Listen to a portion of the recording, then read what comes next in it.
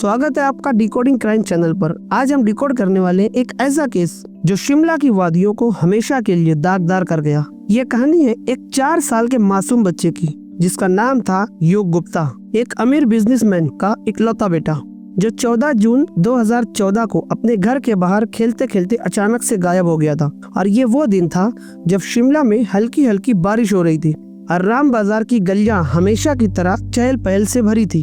लेकिन उस दिन की शाम ने एक परिवार की जिंदगी उजाड़ दी। राम बाजार जो कि शिमला में है, वहाँ पर विनोद गुप्ता की गारमेंट की कई शॉप थी। परिवार खुशहाल था। दोपहर के करीब 3 बजे योग अपनी दुकान के बाहर खेल रहा था। पिता विनोद जी ने उसे अपने घर भेजा था, ये कहकर कि माँ घर पे परेशान हो रही होगी, जिनका घर दुकान से बस कुछ ही कदम दूर था। लेकिन शाम में घर पहुंचने पर जब माँ ने पूछा तो पता चला कि दोपहर में ही युग अपने घर आया ही नहीं। परिवार घबरा गया, पड़ोसियों से पूछताछ की लेकिन कोई सुराग नहीं मिला। शाम होते होते पुलिस स्टेशन तक पहुंचे, FIR दर्ज कराई, लेकिन बच्चा लापता था। शुरुआत में ये लगा कि शायद बच्चा कहीं भटक गया हो, लेकिन शिमला जैसे शांत शहर में ये कोई साधारण गुमशुदगी नहीं थी। युग की गुमशुदगी के करीब 13 दिन के बाद 27 जून 2014 को विनोद गुप्ता के घर एक पार्सल पहुंचा। नौकर हरिओम ने उसे लेकर घर वालों को सौंपा। उस बॉक्स में अंदर था युग का एक छोटा टी-शर्ट जो गुमशुदगी के वक्त युग ने अपने बॉडी पर पहन रखा था, और उसके साथ था एक नोट ट्रेसिंग पेपर पर लिखा हुआ। ट्रेसिंग पेपर वो होता है जब 2 पेपर्स के बीच में हम उसे रखते हैं और ऊपर वाले पेपर पर कुछ लिखते हैं तो ऑटोमेटिकली दूसरे वाले पेज पर वो प्रिंट हो जाता है। उसमें धुंधला सा लिखा हुआ था, हमने आपके बेटे को किडनैप किया है, 3 करोड़ 70 लाख रुपए हमें फिरौती में दो, वरना आप अपने बेटे को दोबारा कभी नहीं देख पाओगे, और पैसे अम्बाला के एक पते पर भेजो। उसमें वो पता नोटिस था शायद, और उसमें ये भी धमकी थी कि पुलिस को अगर इस बारे में बताया तो युग से आप कभी दोबारा नहीं मिल पाओगे। परिवार का कलेजा बैठ गया। युग के पिता विनोद जी ने तुरंत पैसे इकट्ठा करने की भरपूर कोशिश शुरू कर दी, लेकिन इतनी रकम वो कहां से लाते। और एक खास बात ये भी, जिस दिन वो पार्सल घर आया था उस दिन युग का बर्थडे भी था। उस दिन युग पूरे 4 साल का हो जाना था। अगले 2 दिनों में एक और लेटर आया, डिमांड बढ़कर 4 करोड़ हो गई। उसके बाद एक और लेटर में 6 करोड़ और फिर लास्ट वाले लेटर में करीब 10 करोड़ की रकम मांगी गई। हर लेटर ट्रेसिंग पेपर पर, क्योंकि हैंडराइटिंग को ट्रेस करना इम्पॉसिबल था। अपराधी इतने शातिर थे कि फॉरेंसिक टीम भी उनके आगे हार मान ली थी। विनोद जी ने आखिरकार पुलिस को बताया। शिमला पुलिस ने केस को सीरियस लिया, लेकिन सुराग कम थे। परिवार ने मीडिया का सहारा लिया, प्रोटेस्ट हुए, दुकानदार सड़कों पर उतर आए। इस केस में पॉलिटिशियन भी कूद पड़े। माता पिता रात रात भर सोचते रहते कि उनका बेटा भूखा तो नहीं, उसे ठंड तो नहीं लग रही होगी।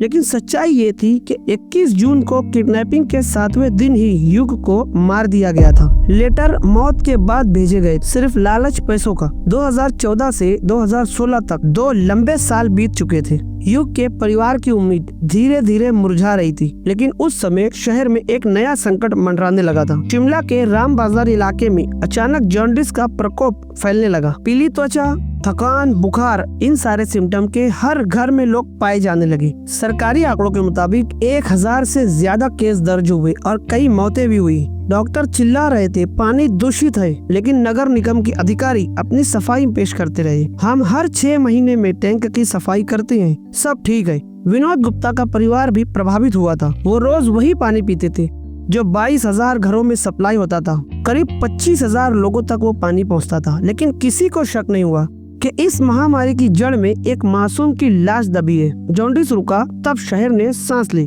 करीब 2016 में चंडीगढ़ में एक चोरी के केस में पकड़ा गया एक आरोपी, नाम विक्रांत बख्शी, शिमला से जुड़ा हुआ। पुलिस ने उसके फोन की तलाशी ली और रिकवरी में एक डिलीटेड वीडियो रिकवर हुआ।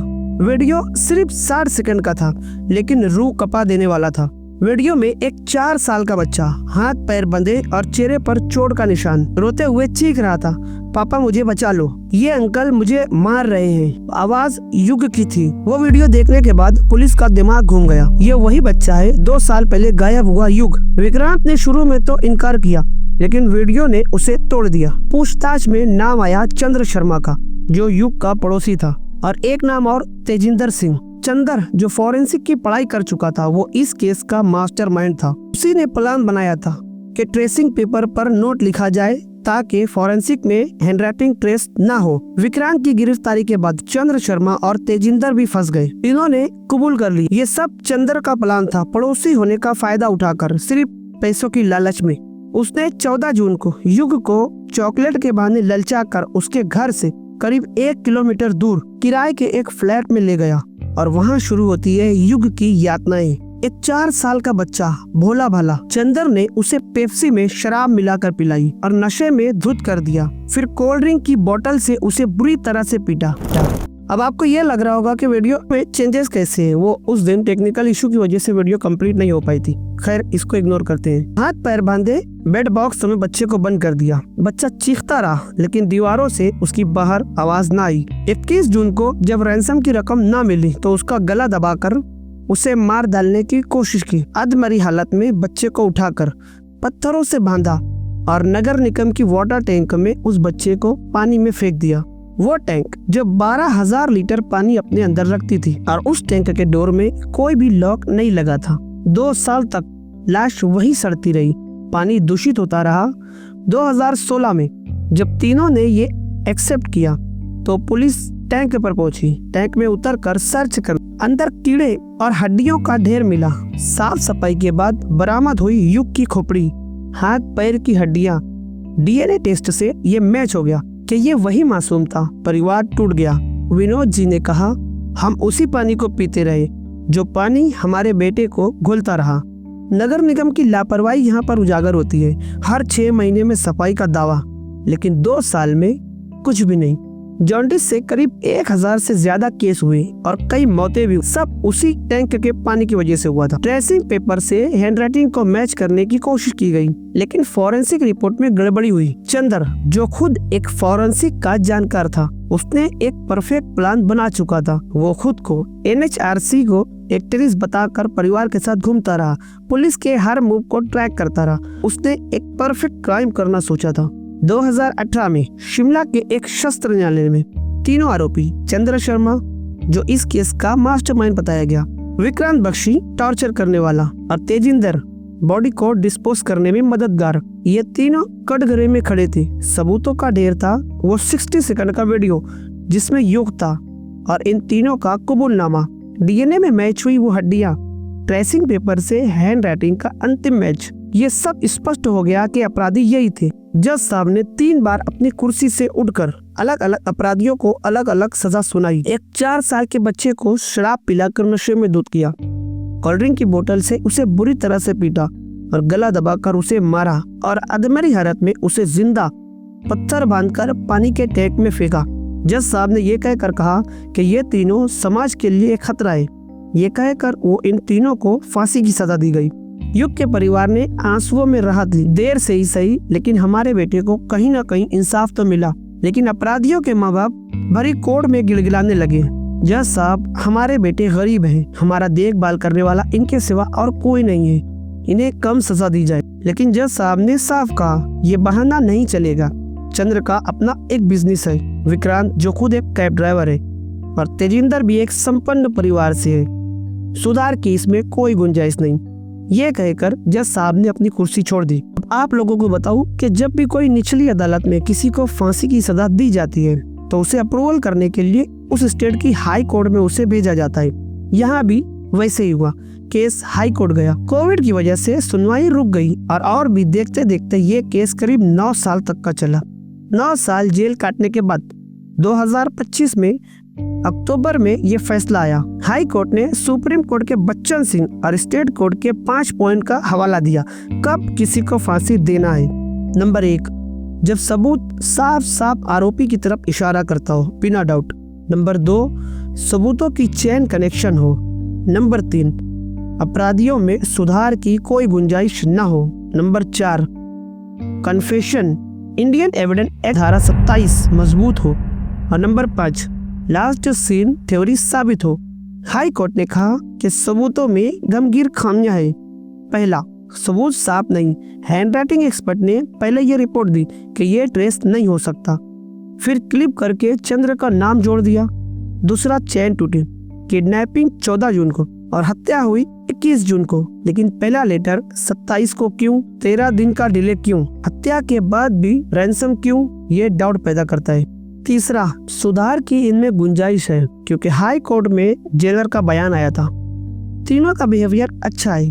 चंद्र एक पढ़ा लिखा, विक्रांत एक मेहनती और तेजिंदर एक युवा है अच्छे परिवार से। 9 साल में इन्होंने कोई ऐसी हरकत जेल में नहीं की। इनमें सुधार की गुंजाइश है। हाई कोर्ट ने इसे मान लिया। चौथा, तेजिंदर का कन्फेशन हुआ लेकिन उसके खिलाफ सिर्फ हुई, कोई और अन्य सबूत नहीं, न वीडियो में और न ही किसी और में। पांचवा, लास्ट सीन। वीडियो से चंद्र और विक्रांत सीन पर थे लेकिन तेजिंदर का डायरेक्ट कोई लिंक नहीं था। कोर्ट ने कहा कि ये एक रेयरिस्ट ऑफ रेयर केस नहीं है, फांसी का दुरुपयोग न हो। हाई कोर्ट ने चंद्र और विक्रांत को उम्र कैद दे दी लेकिन तेजिंदर को बरी कर दिया। और इस केस में नगर निगम पर भी तमाचा मारा कि टैंक बिना ताले के क्यों, उसमें सफाई सुथराई नहीं। करीब 2200 घर जिनमें 25,000 लोगों को ये पानी मिलता रहा, जिसके चलते जॉन्डिस हुआ लोगों को और कई मौतें भी हुई। ये एक लापरवाही है। पुलिस सीआईडी की जांच खोखली थी। नार्को टेस्ट में चंदर का नाम आया लेकिन फॉलो अप वीक था। राइटम टेस्ट पर डाउट था। लाश पे कीड़े पानी के थे या जमीन की हत्या वाली जगह के थे। फॉरेंसिक केस की ये रिपोर्ट अधूरी थी। विनोद जी ने कहा 9 साल के बाद भी हमें इंसाफ नहीं मिला। हमारा बेटा उस पानी में घुलता रहा जिस पानी को हम खुद भी पीते रहे। अब मैं आपसे सवाल पूछता हूँ और मेरे जैसे आपके सभी भारतीयों को ये सवाल तो शायद बनता होगा। मैं नहीं चाहता कि ऐसा कभी हो, लेकिन हम उस दिन का इंतजार करेंगे जब इस देश में किसी बड़े जज का या फिर किसी बड़े पॉलिटिशियन के परिवार से किसी छोटे बच्चे का इस तरह का कोई ब्रूटल मर्डर होता है, जो कि हम नहीं चाहते कि ऐसा हो, लेकिन अगर ऐसा होता है तो फिर हम उस दिन देखेंगे कि कौन सी अदालत और कौन सा जज ये कहता है कि ये एक रेयरिस्ट ऑफ रेयर केस नहीं है। एक 4 साल का बच्चा जिसे पहले शराब पिलाई गई, फिर उसे बुरी तरह से पीटा गया और फिर उसे गला दबाकर उसे अधमरी हालत में जिंदा पत्थर में बांधकर पानी में फेंक दिया गया मरने के लिए। क्या ये एक रेयरिस्ट ऑफ रेयर केस नहीं है? मैं आपसे पूछता हूँ, आप इस केस के बारे में क्या सोचते हैं? कमेंट में अपनी राय जरूर दें। मैं मिलता हूँ आपसे नेक्स्ट वीडियो में। तब तक के लिए देखते रहे डिकोडिंग क्राइम।